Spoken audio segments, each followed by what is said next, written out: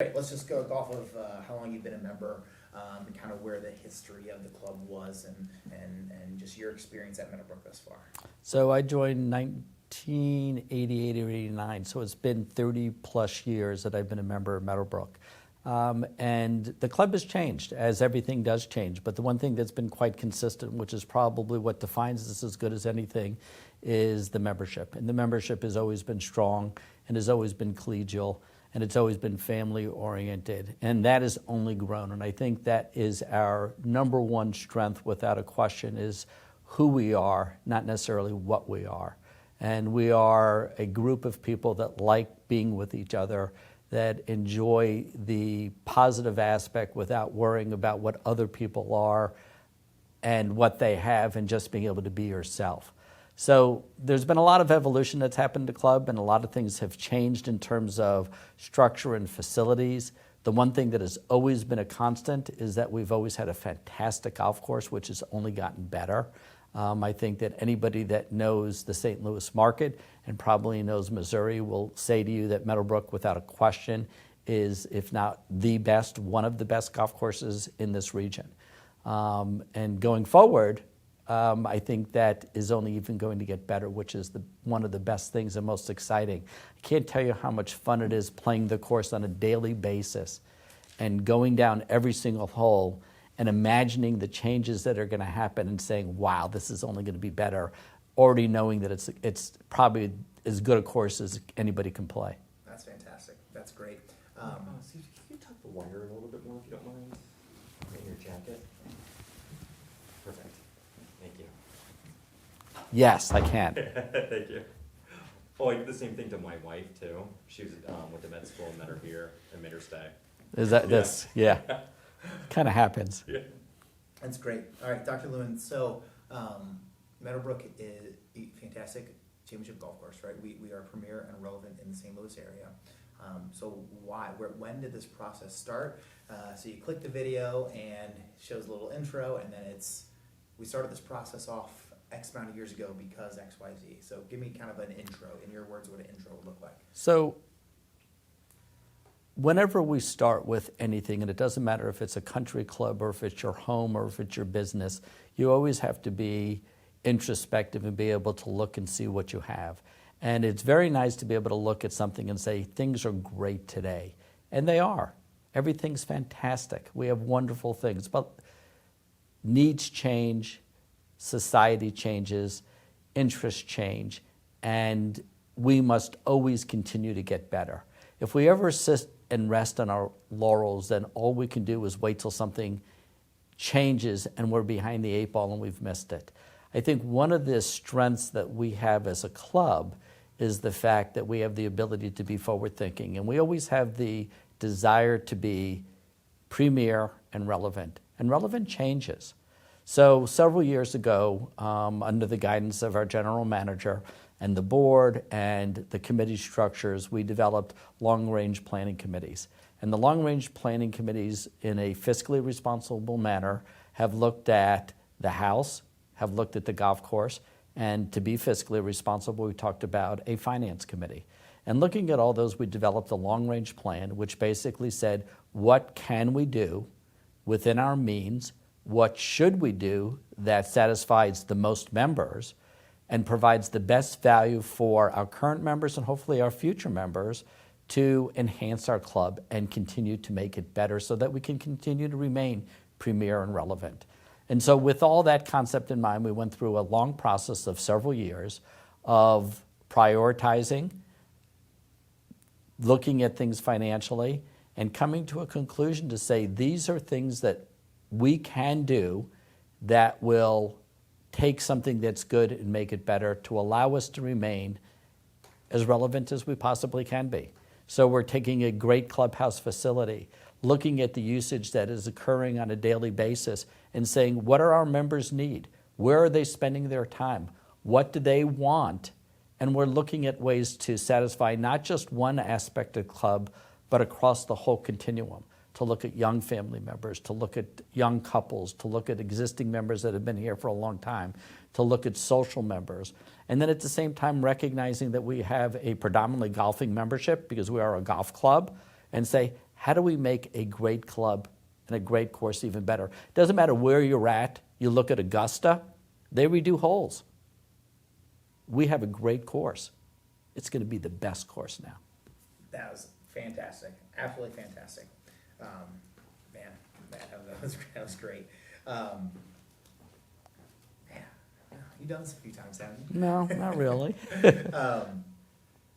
Okay, so what kind of impact will this have on the current membership, right? Go to kind of attest to a little bit about the culture of the club and how this wasn't something that Jim came and said we need to do this, and this, right? This almost stemmed from the membership and from these committees. Was the time is right. We've put a lot of work into it, but I think the important thing is that it's coming from our membership.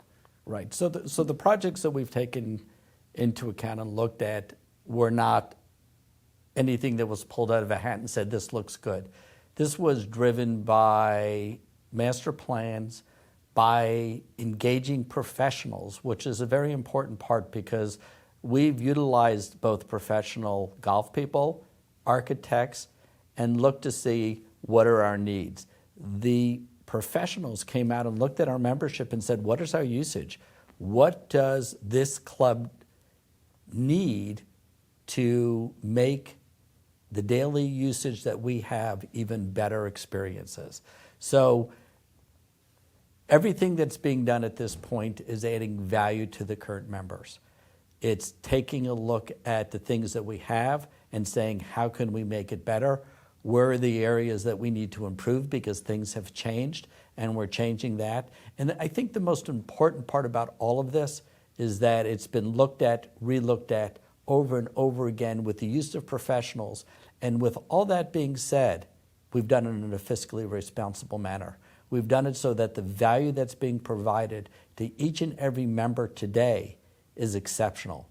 The amount that anybody, regardless of how you use the club, the amount of value that is being added for what it is going to cost is profound, in my opinion. That's fantastic. That's great.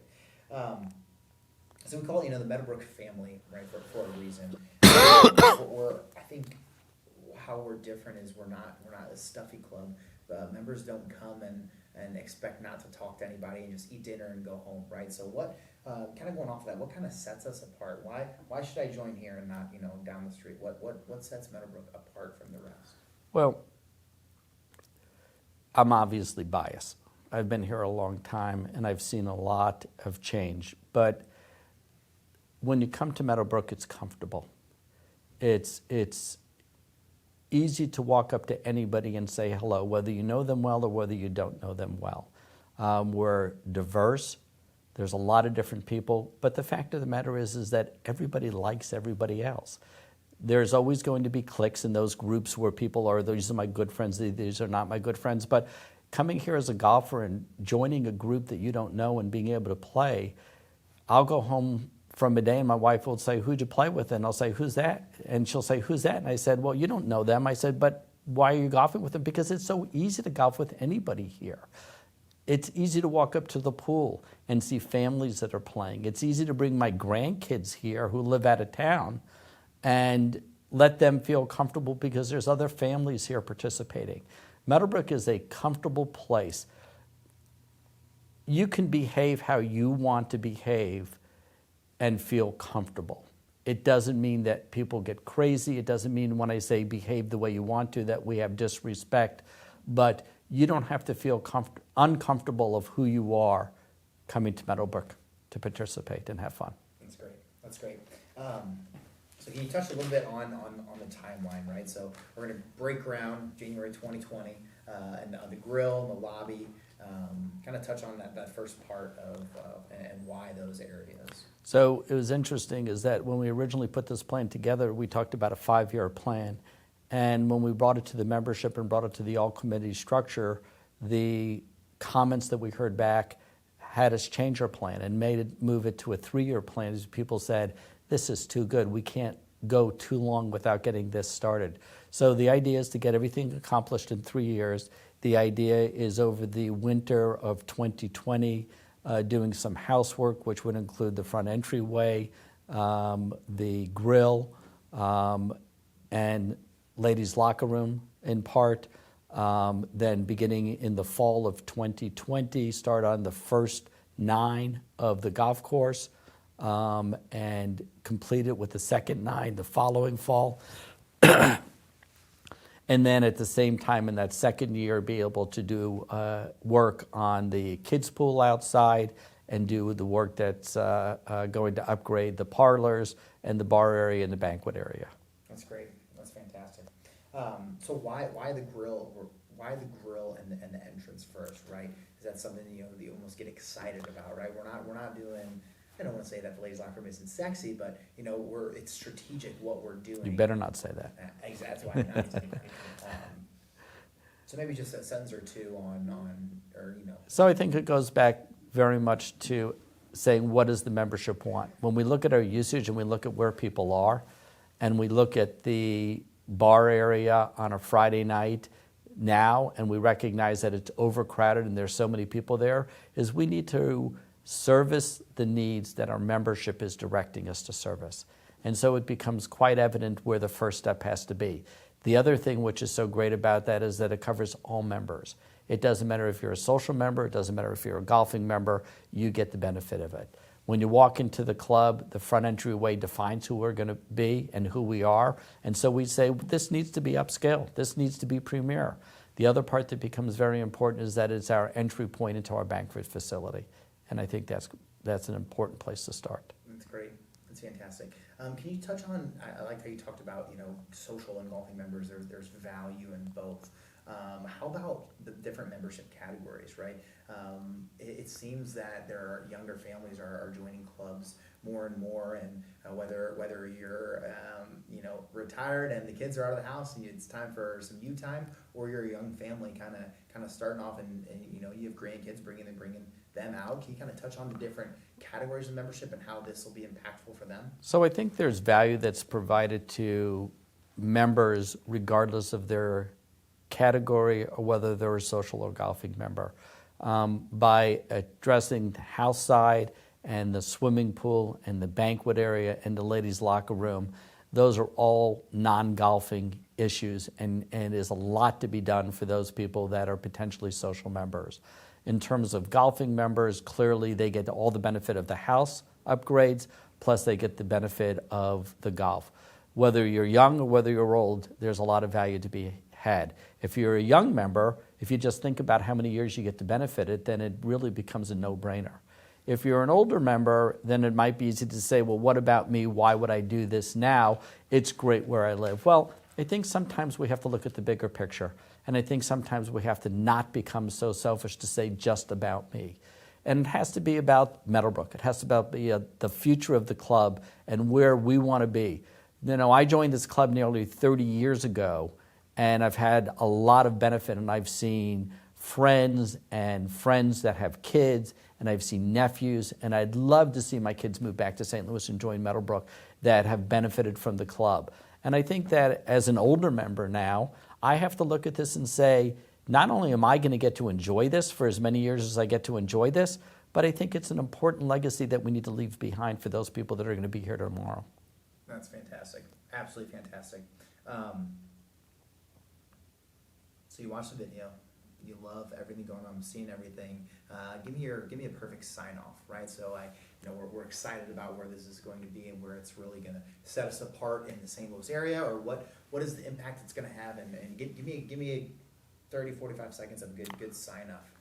So if someone would ask me why I should join Meadowbrook, I would say to you that there are several reasons. First and foremost, I think it's the people. And without hesitation, we are a accommodating club that is a family-friendly club that has values and morals that are unsurpassed. And so if you want to have a good time, if you want to enjoy the benefits of being a club member, then without question, the membership at Meadowbrook is the most inviting that I have ever seen. In terms of value, we represent premier and have continued to become and will always be relevant within our fiscally responsible means. And I think that's an important part for anybody that's joining a club.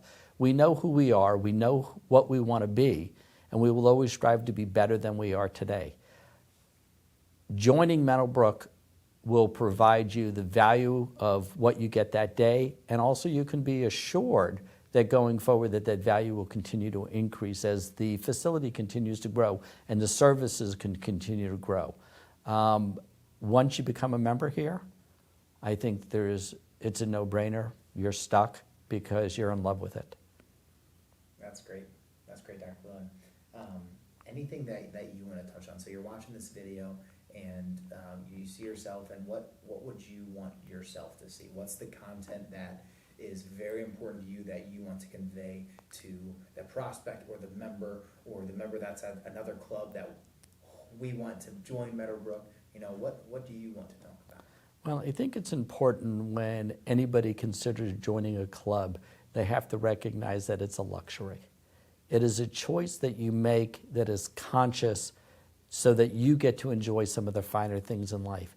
If you ever try to break it down into cost per round or cost per use of this, then you've totally missed the point, and maybe that's not when you should be joining a club. What you want to do is be able to say that I am lucky enough to be able to afford this luxury, and then you have to decide for yourself, what is the luxury that I want? Is that luxury a golf course? We got it. Is that luxury food and services and dining facility? We got it. If that luxury is surrounding yourself with people with all those things around you, we got it. Great. That was great. So, Fantastic. That's really all I got. so now you can cut everything I said, and I won't be.